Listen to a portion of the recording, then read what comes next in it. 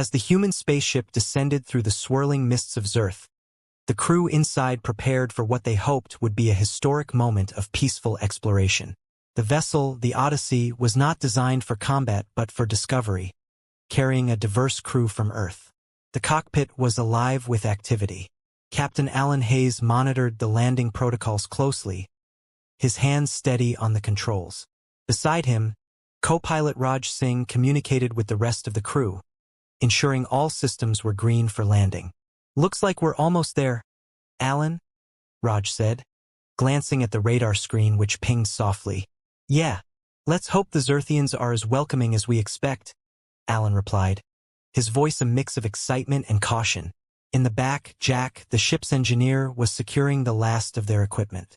He double-checked the straps around a large, nondescript case containing the multi-tool, a gadget he had insisted on bringing along.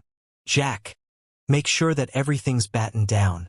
We don't want any surprises once we open the doors," shouted Lisa, the team's biologist, from across the room. "Everything's locked tight. This baby isn't going anywhere," Jack responded, patting the case. As the Odyssey touched down, a light tremor ran through its hull. The engines wound down with a whir, and for a moment, there was silence. "Team, gear up," Alan announced. "Remember, we're not here to provoke. We're here to learn and make friends, hopefully." The airlock door hissed open, revealing the rugged, alien landscape of Zerth. The crew stepped out, their suits protecting them from the unknown atmosphere. They hadn't walked far from their ship when they were suddenly surrounded by a group of armored alien soldiers. The Zerthians were tall, their skin a shimmering blue, with eyes that seemed to pierce through the mist. "Humans, you trespass on Zerthian soil." Their leader, a stern-looking soldier with medals adorning his chest, declared. His voice was amplified by a translator device. "We come in peace. We wish to learn from you and share our knowledge," Alan explained, stepping forward with his hands raised. One of the soldiers pointed at Jack's case with a weapon that looked dangerously capable. "What is this? A weapon?" Jack hurried forward, opening the case to reveal the multi-tool, its many attachments neatly arranged. "No, it's a tool. It's meant for fixing things, not hurting. See?" He quickly assembled a configuration, turning it into a harmless-looking gadget. The soldiers exchanged glances, murmurs filling the air. The leader stepped closer, inspecting the tool with a skeptical eye. "You expect us to believe this contraption is not a weapon?" he asked, his tone mocking. "Absolutely," Jack insisted. "I can show you." "That won't be necessary," the leader interrupted, waving his hand. The Zerthian soldiers lowered their weapons slightly, still wary but curious. "This is our engineer, Jack. He, like all of us, comes with intentions of friendship," Alan added, hoping to ease the tension. The leader considered this for a moment, then nodded slowly. "Follow us. Our council will decide your fate." As they walked, guided by the soldiers through the thick fog towards their destiny, Jack leaned over to Alan. "Think they'll like the other things in my toolkit?" Alan chuckled softly. "Let's hope they never have to find out." Chapter 2, The Holding Cells. "Fantastic," muttered Jack as he paced the small cell. 3 years of training for a first contact mission, and here we are, sitting in a Zerthian jail. Raj leaned against the wall, his arms crossed. "Could be worse. They could have thrown us in a dungeon. At least these cells have, He gestured vaguely at the faintly glowing walls. "Ambience." Alan, seated on one of the smooth, bench-like structures built into the wall, glanced at Jack. "We've been through worse. Right now, we need to figure out how to make these guys understand that we're not a threat." Jack stopped pacing and exhaled slowly. "Right, because so far they seem totally convinced." Footsteps echoed down the corridor, accompanied by a metallic clink. The 3 men turned toward the sound as a tall, blue-skinned figure appeared. It was one of the Zerthian guards, a woman with striking silver markings across her temples. She carried herself with authority but also curiosity, her translucent armor catching the dim light. "I am Mira," she said, her voice cool and deliberate. You are the humans who claim to come in peace. We don't just claim it, Alan said, standing. We mean it. We're here to exchange knowledge, to learn from each other. Mira tilted her head. Strange. Your arrival seemed more disruptive than peaceful. My commander is skeptical. Yeah, well, Jack interjected. We'd love a chance to clear that up. Maybe show you what we're really about. Mira stepped closer, her gaze falling on Jack. You were the one with the device, the tool. Tell me, human, what exactly does it do? Jack's shoulders relaxed slightly. It's not just one thing. It's a multifunctional tool for repairs, adjustments, and all sorts of maintenance work. If something's broken, this little guy can probably fix it. Fix, Mira repeated, tasting the word. So it's not a weapon? No. I mean, in the wrong hands, I suppose you could swing it at someone's head. But that's not what it's for. She looked at him for a long moment, then back at Alan. If you speak the truth, then your fate may not be as grim as my commander believes. But I will need proof. Alan exchanged a glance with Jack. What kind of proof? Mira gestured for them to follow her. Your cell is not locked. Come, show me this tool of yours. If it can truly fix, perhaps it will buy you a chance to speak directly to our council. Jack grabbed the case holding the multi-tool and stepped forward. No problem. Lead the way. The hallway opened into a larger chamber, where a Zerthian machine, a kind of hovering platform, was emitting a sharp, sputtering noise. Several other Zerthians stood nearby, their expressions ranging from annoyance to embarrassment. This transport device is critical to our patrols, but it has failed us, Mira explained. If your tool can repair it, you will gain our attention. Jack knelt beside the platform, popping open a panel. All right, looks like an electrical system issue. Could be a burnt-out relay. Raj crouched next to him. Want me to hold that light? Yeah, thanks. Jack handed over a small flashlight-like device. Alan, can you keep an eye on the Zerthians? Just in case. Alan nodded. On it. As Jack worked, Mira leaned closer, observing his every move. You handle your tool with confidence. It is strange to me that you rely on such primitive methods, yet you seem capable. Primitive? Maybe, Jack replied with a small grin. But sometimes the simplest solutions work best. All right, I'm going to replace this component. Raj, give me the power tester. Raj handed it over. Jack connected a small adapter, watched the readout, and nodded. Okay, power's steady. Let's see if it fires up now. He pressed a button on the multi-tool, and the platform's hum grew steady and smooth. The Zerthians exchanged murmurs of surprise. Myra's silver-marked brow lifted slightly. It is repaired, she said, her tone almost impressed. Yeah, Jack said, standing. And no one got hurt in the process. Mira looked at him thoughtfully. I will tell my commander what I have seen. This may earn you the chance to explain yourselves fully. Alan stepped forward. Thank you, Mira. That's all we want. A chance to talk. As Mira led them back toward the cells, she paused and glanced at Jack. Your tool, I would like to see it in action again. Perhaps you can teach me its uses. Jack gave her a small smile. Sure. Anytime. Raj smirked. Looks like Jack found himself a Zerthian fan. Shut up, Raj, Jack muttered, though his ears reddened slightly. Back in the cell, the crew sat down and exchanged cautious smiles. It wasn't freedom, but it was a start. Chapter 3. The Misunderstanding. The tension in the air was thick as Alan, Jack, and Raj were led into the Zerthian command chamber.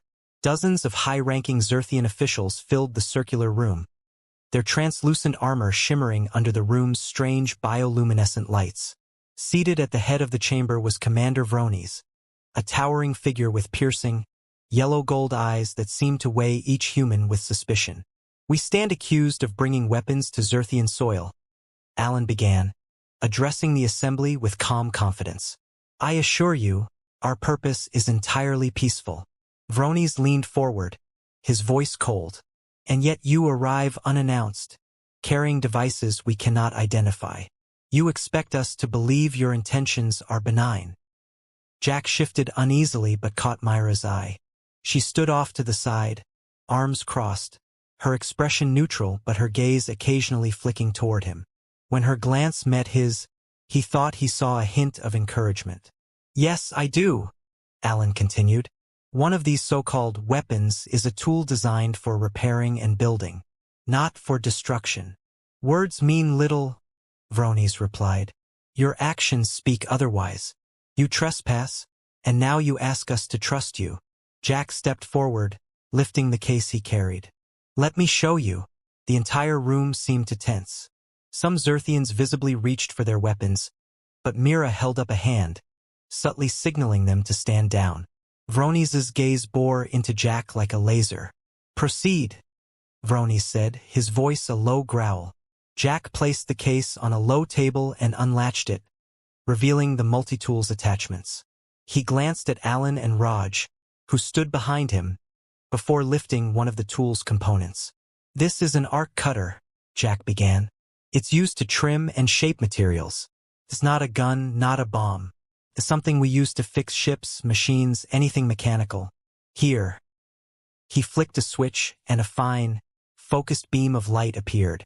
He aimed it at a small metallic shard on the table, slicing a clean line through it with a precise, controlled motion. "See? Just a tool."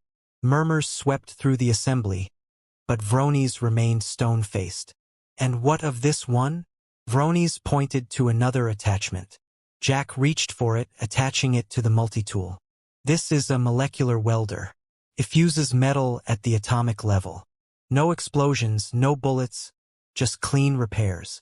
He demonstrated again, taking the same shard and smoothly welding the cut back together. The two halves rejoined seamlessly. Vronies narrowed his eyes.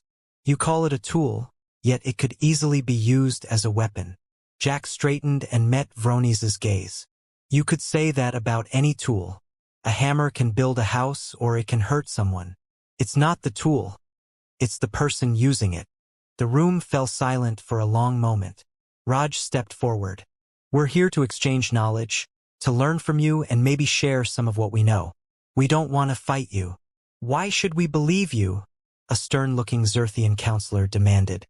"Because we're standing here, talking to you instead of running," Alan said, stepping up next to Jack. "If we had something to hide, we wouldn't be showing you this. We wouldn't be letting you inspect our technology. We've been open and honest from the start." Mira finally spoke, her voice cutting through the room's tension. "I have seen this tool in action.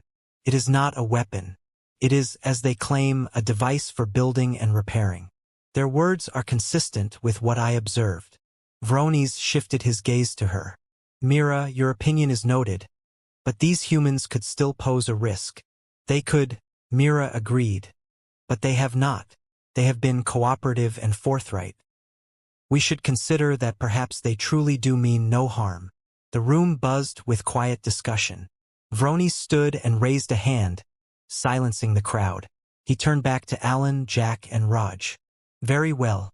We will allow you to remain for further observation, under strict supervision. But any hint of deception, any sign of aggression, and you will be dealt with accordingly." "Understood," Alan replied firmly. "Thank you for giving us a chance to prove ourselves." Vronies nodded once and signaled for the humans to be taken back to their quarters. As they were escorted out, Jack caught Myra's eye again. This time, she gave him a barely perceptible nod. It wasn't much, but it felt like a start. Chapter 4. Demonstrating the multi-tool. Jack rolled his shoulders and leaned over the disabled Zerthian patrol craft. It was still smoking from a blown power coupling, and several Zerthian soldiers stood nearby, arms folded, watching his every move with suspicion. Alan and Raj were to his right, the latter holding the case that carried Jack's prized multi-tool. "Raj, hand me the primary coupler attachment," Jack said, extending a hand. Raj opened the case and retrieved the requested attachment. "Here you go. Try not to blow anything else up." Jack smirked. "Thanks for the vote of confidence, buddy." The commander of the Zerthian patrol squad stepped closer. "This is your chance, human. Fix the craft or prove that you cannot. If you fail..." Yeah, Jack cut him off. I get it. You toss us back into a cell. Can you give me a minute to work? Watch your tone.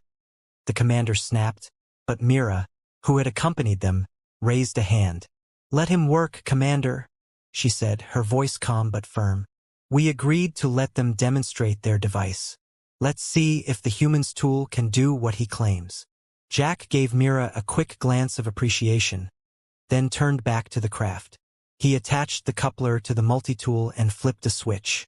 A faint hum filled the air as the device powered up, sending a delicate energy pulse through the severed wires.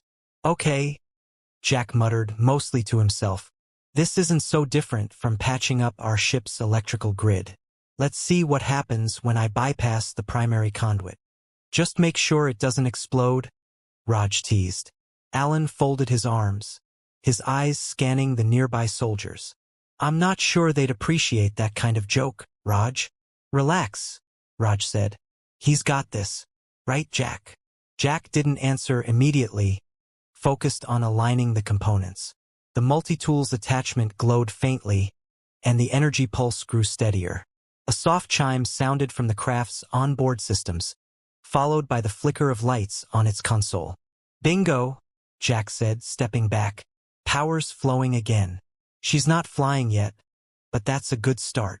The Zerthian soldiers exchanged glances. Mira stepped closer, studying the restored connections. It's stable, she confirmed. No power surges, no additional damage. The human's tool worked. The commander's skeptical expression didn't waver. It is a temporary fix at best. The craft is still grounded. Not for long, Jack replied, adjusting the multi-tool. Give me another few minutes, and I'll have the propulsion systems back online. Raj handed him another attachment from the case.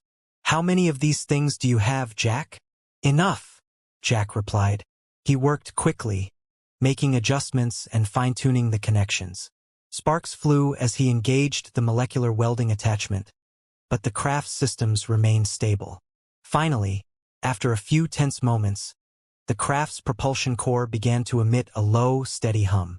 Try starting her up, Jack said, stepping back and gesturing at the cockpit.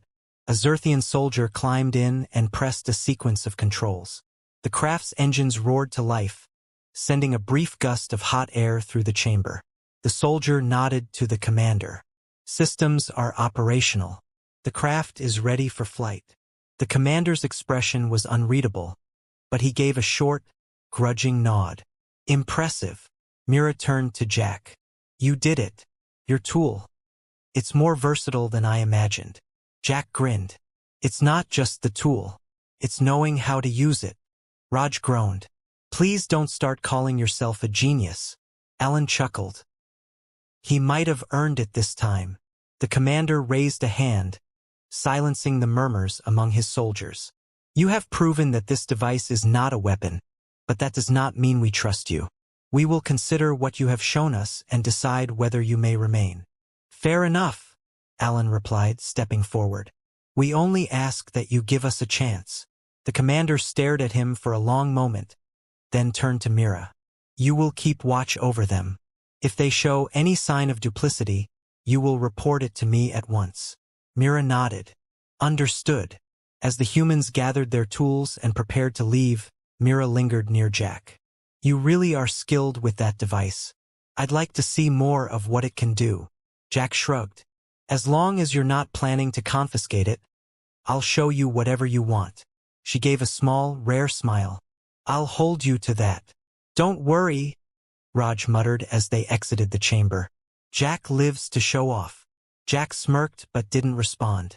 For the first time since their arrival, he felt like they'd made some headway. They weren't out of the woods yet, but at least they were starting to prove themselves. Chapter 5. A Developing Bond. Mira stepped into the human crew's quarters, her movements brisk and purposeful. I've been assigned to oversee your activities during your stay, she said, addressing Alan, Jack, and Raj. You'll need to report to me before starting any new projects or exploring our facilities. Alan nodded, stepping forward. Understood, Mira. We'll keep you informed. Jack, who was tinkering with the multi-tool on a workbench, looked up and smiled. Guess we'll be seeing a lot of each other. Myra's gaze flicked to Jack. Indeed. Her tone was neutral, but her eyes lingered on the device he was working on. What are you doing now? Just upgrading a couple of components, Jack replied, holding up a small attachment. This one lets me interface directly with more advanced control systems. Your technology isn't so different from what we're used to, so I figure it can help with future repairs. Mira tilted her head, clearly intrigued. You are confident in your ability to improve our systems? Jack shrugged. I wouldn't call it improvement, just finding ways to make things run smoother. Want to see? Raj, leaning against the wall, chuckled. Jack never misses a chance to show off his toys. Jack shot him a look. It's not about showing off. It's about bridging the gap, right? Mira stepped closer to the bench. Show me how it works. Jack picked up a nearby Zerthian data core, a sleek, silvery device with glowing lines running along its surface. This should look familiar. He connected the multi-tool's new attachment to the core and pressed a series of buttons. Now, instead of manually reconfiguring the code, I can run it through this interface. It'll scan, identify any anomalies, and patch them automatically. As the multi-tool's small screen displayed lines of code, Mira leaned in, watching intently. Your device can repair data corruption? Among other things, Jack said, giving her a sidelong glance. It's not perfect, but it saves time and makes sure you don't lose anything critical. Impressive, Mira said softly, her usual formal demeanor giving way to genuine curiosity. You're welcome to try it yourself, Jack offered, handing the tool to her. It's pretty intuitive. Just follow the prompts. Mira hesitated before taking the multi-tool. I wouldn't want to risk D. You're a natural. Mira handed the tool back, her lips curving into the faintest hint of a smile. I see now why you value this so highly. Yeah, Jack said. It's not just a tool. It's a way to connect, to solve problems together. Raj snorted. And here I thought it was just a fancy Swiss Army knife. Alan, who had been quietly observing, finally spoke. Mira, thank you for giving us the chance to demonstrate this. We really appreciate the opportunity to work alongside you. Myra's expression turned serious again. Do not misunderstand me, Captain Hayes. My primary duty is to ensure you do not cause harm. But if you can prove your intentions and skills are as beneficial as you claim, it will not go unnoticed. Jack leaned against the bench, crossing his arms. Fair enough. We'll keep proving ourselves. She looked at him, her silver-marked brow slightly raised. I hope so. Now, if you'll excuse me, I have reports to file. As she turned to leave, Jack called after her. Hey, Mira. She paused, looking back. Yes. If you have any other systems that need a little tweaking, you know where to find me. Mira regarded him for a moment, her expression unreadable, then gave a small nod. I'll keep that in mind. After she left, Raj shook his head. You're laying it on thick, Jack. What? Jack protested. I'm just trying to help. Alan smirked. Sure you are. Just remember why we're here. We need her trust more than anything else right now. Jack rolled his eyes. Don't worry. I've got it under control.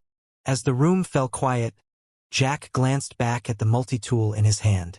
He couldn't help but think that maybe this was more than just fixing things. Maybe it was the start of something new, something neither humans nor Zerthians had anticipated. Chapter 6. The Challenge. The dimly lit Zerthian control room hummed softly with the ambient noise of machinery. Alan stood by the main console, scanning the readouts, while Raj tinkered with a communications array on the far side of the room. Jack, meanwhile, was focused on integrating a new power routing attachment into the multi-tool. The three of them had been making steady progress, earning cautious respect from their Zerthian counterparts. Almost done here, Jack called out, tightening a connection. This attachment should boost the energy efficiency of the station's grid by at least 15%. Alan glanced over. Good work, Jack. The more we prove we can contribute, the better chance we have at staying out of trouble. Not that trouble seems to ever take a break, Raj muttered, plugging in another connection. Seriously, you think they'd just let us fix their tech in peace? As if on cue, a shrill alarm echoed through the facility. The humans exchanged looks before Mira entered the room, her expression tight. Her silver markings caught the faint light as she approached them with measured urgency. "We have a situation," she said. "An extremist faction within our ranks is threatening to sabotage our central power core. They oppose any cooperation with your species and believe your technology is dangerous." Jack frowned, setting down his tool. "Why would they think that? We've done nothing but help." "They fear change," Mira said, "and they fear the influence of outside knowledge. I am certain their leader, Reinach, intends to use this as an excuse to eliminate you." Alan stepped forward. "What can we do?" Mira hesitated before answering. "I need your help. Reinach's group has already infiltrated a secure area. If we don't stop them, they'll destroy the core, crippling our entire network." "With your technology." "Say no more," Jack interrupted, rising to his feet. "We'll help. Just tell us what to do." Alan gave him a sharp look. "Jack, we don't know what kind of resistance we'll face." "Doesn't matter," Jack replied. "We can't just stand by and let them wreck the place." Mira nodded. "Follow me. I'll brief you on the way." As they moved through the halls, Mira explained the layout of the facility and Reinach's likely entry points. Alan and Raj absorbed the details, while Jack focused on the multi-tool's capabilities. "You think that thing can handle a full-scale sabotage?" Raj asked, glancing at the device. "It's handled everything else so far," Jack said. "I'll make it work." When they reached the restricted area, Mira motioned for them to halt. "Reinach will be heavily guarded. They don't trust the main security forces, so they've set up their own automated defenses. Jack, your tool might be able to disable those without setting off alarms." Jack smirked. "No problem." He moved carefully toward the first console, using a data interface attachment to hack into the automated system.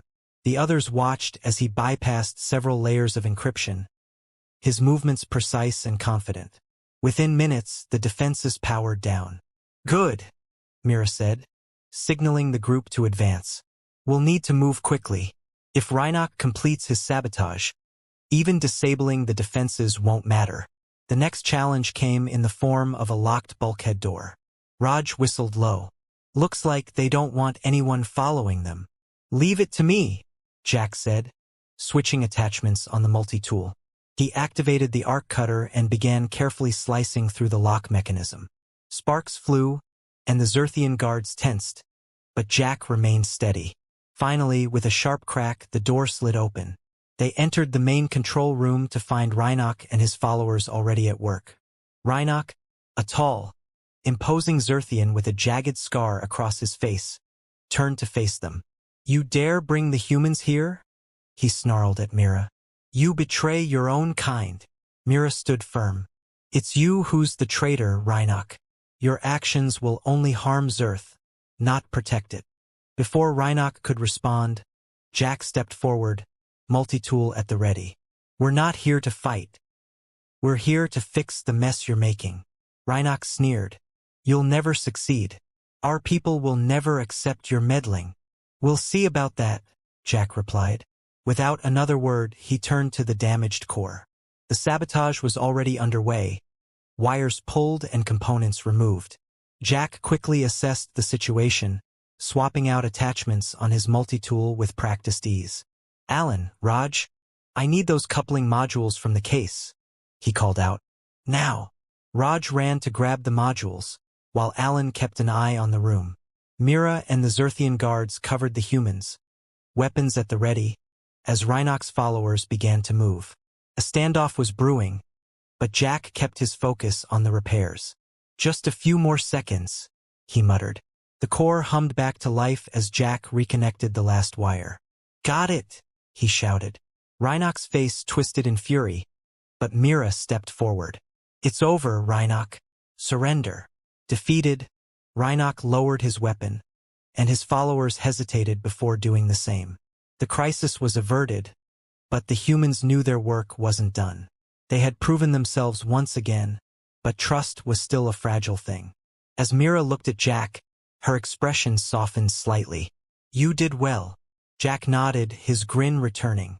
Couldn't have done it without the team. Chapter 7: The Rescue. The Zerthian sun dipped low on the horizon, casting a golden hue over the alien terrain. Alan stood near the ship's loading ramp, his gaze fixed on the distant mountains. They've taken Mira, he said, his voice grim.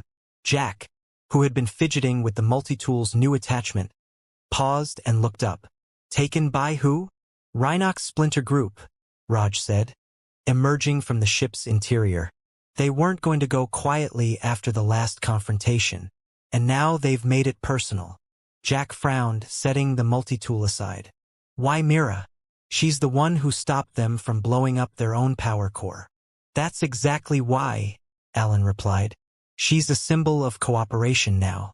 Rhinox wants to destroy that. Then we can't sit around, Jack said. We've got to get her back. Hold on, Alan cautioned, holding up a hand. We need a plan. This isn't just some scavenger hunt. Rhinox Group will be expecting us. They've fortified themselves in an old Zerthian outpost, well armed with advanced defenses. Jack crossed his arms. Fine. Then we take what we know and use it against them. We've been working on their systems for weeks. I've learned enough to hack into their surveillance network, maybe even disable a few defenses remotely. Raj scratched his head.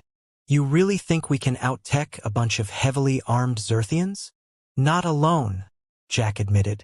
But with the right distractions and some precision moves, we can sneak in, grab Mira, and get out before they even know what hit them.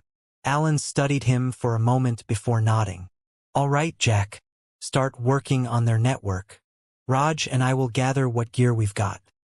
We'll need to be quick and quiet. Jack's fingers danced over a portable console he had rigged up earlier. Using an attachment from the multi-tool, he interfaced with a Zerthian data core they had recovered from the last operation. Give me a few minutes. If this works, we'll have a window of about 20 minutes where their cameras go dark and their automated turrets stand down. Alan and Raj returned with a few supplies, a small field generator, a set of cutting tools, and a compact communication device. Alan handed Jack the comms. We'll split up once inside. Raj and I will handle any guards you can't disable remotely. You focus on finding Mira. Sounds good, Jack said, his focus still on the console. After some tense moments of silence, the console let out a series of soft beeps. Got it, Jack announced. Their security systems are looping a fake feed now. We've got our 20 minutes. Let's move. The team crept through the rocky outcrop leading to the outpost's main gate. Jack's fingers remained on the multi-tool, its light illuminating the control panel at the entrance. They'll have a backup lock, he whispered. But I can get through it. Just keep it quiet, Alan replied. With a few quick motions, Jack bypassed the lock, and the heavy doors slid open. The group slipped inside, moving as silently as possible. The corridors were dimly lit, the air filled with the faint hum of Zerthian machinery. Raj pointed down a side passage. You go that way, he whispered to Jack. Alan and I will cover the main hall. Jack nodded and ducked down the corridor, his heart pounding. He kept one hand on the multi-tool, ready to switch attachments at a moment's notice. As he approached a small holding area, he heard voices, two guards speaking in the Zerthian tongue. Taking a deep breath, Jack used the multi-tool's sonic emitter to create a faint noise further down the corridor. The guards turned their heads and moved away to investigate. When the path was clear, Jack slipped into the holding area. There she was, Mira, seated against the wall, her wrists bound by a shimmering energy tether. She looked up, her expression both surprised and relieved. Jack, she whispered. You came. Of course I did, Jack said softly, kneeling down to examine the tether. Hold still. I'll have you out of here in a second. Switching attachments, he activated the arc cutter and carefully sliced through the energy bind without triggering the alarm. Mira rubbed her wrists as she stood. You shouldn't have risked it. Not risking it wasn't an option, Jack said, offering her a small smile. Let's go. Together, they moved quickly but quietly back toward the main corridor. The sound of distant footsteps made Jack pause. He tapped his comm. Alan, Raj, we've got her. Heading to the exit now. Understood. Alan's voice crackled. We're on our way. The group reunited at the entrance, but just as they were about to slip outside, an alarm blared. Rhinox's voice boomed through the facility's speakers. You think you can just take her and leave? Humans. You will pay for your interference. Jack and the others bolted through the door, Mira keeping pace as Jack used the multi-tool to weld the lock shut behind them. That won't hold them for long, he said. Alan nodded. We're not far from the ship. Let's move. The chase was tense, Zerthian pursuers close behind, but the humans and Mira made it to their vessel just in time. As they lifted off, Rhinox's furious face appeared on a nearby monitor. This isn't over, humans. Jack turned to Mira, who was catching her breath. Glad to see you in one piece. She smiled faintly. You didn't have to come for me. Like I said, Jack replied. Not coming wasn't an option. Chapter 8, Unity and Farewell. The main conference chamber aboard the Zerthian station was vast, its curved walls glowing softly from embedded crystalline lights. Seated at the long, crescent-shaped table were the high-ranking Zerthian counselors, their shimmering silver markings denoting their authority. On the opposite side sat the human delegation, Alan, Raj, and Jack, now considered respected collaborators rather than mere intruders. Mira stood to the side, her posture formal but her gaze steady on the proceedings. Though she hadn't spoken yet, the faint nods she exchanged with Jack hinted at the bond that had grown between them. Alan addressed the room with calm confidence. What we've achieved here wasn't easy. Misunderstandings, distrust, those were the first barriers. But in the end, it wasn't advanced weaponry or power struggles that brought us together.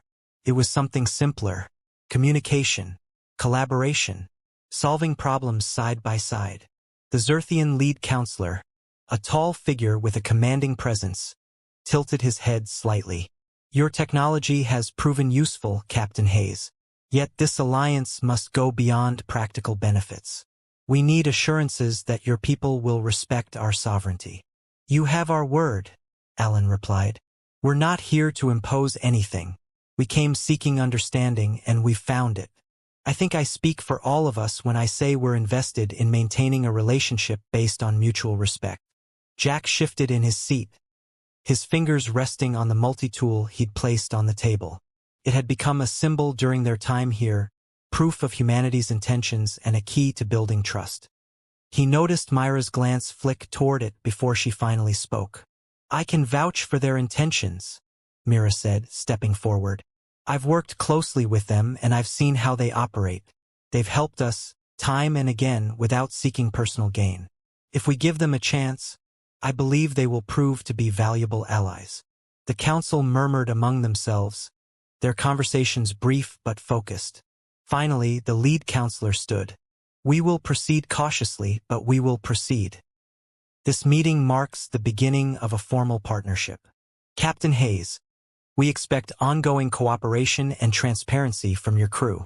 Alan inclined his head. You'll have it. With the agreement reached, the formal session concluded.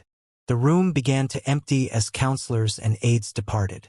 Alan and Raj stayed back to finalize a few details with the Zerthian delegation, leaving Jack and Mira to linger near the table. Jack picked up the multi-tool and turned it over in his hands. You know, I didn't think something so ordinary could end up making this much of a difference. It wasn't the tool, Mira said, stepping closer. It was the way you used it, the way you approached us. Jack looked up, meeting her gaze. And the way you gave us a chance. Mira smiled faintly. You're going back to your world now? For a while, yeah, Jack replied. We've got a lot to report, and I think Alan and Raj are looking forward to a familiar sky. But he hesitated. I'm not sure how long I'll be able to stay away. Mira tilted her head. Why is that? Jack chuckled softly. Because of you. This place. Everything we've started here. She stepped closer, her silver markings glinting under the lights. We'll have more work to do if we're going to make this partnership succeed. I'll be here. Good, Jack said. I'll find a way back. I'm sure of it. They stood silently for a moment before Mira placed a hand lightly on his arm. Be safe, Jack. You too, Mira, he said, giving her a small smile. Take care of things while I'm gone. With that, Jack turned and joined Alan and Raj as they made their way back to the human ship. As the vessel prepared for departure, Jack took a final look out the window at the Zerthian station and the glowing planet beyond. He knew this wasn't the end, it was only the beginning.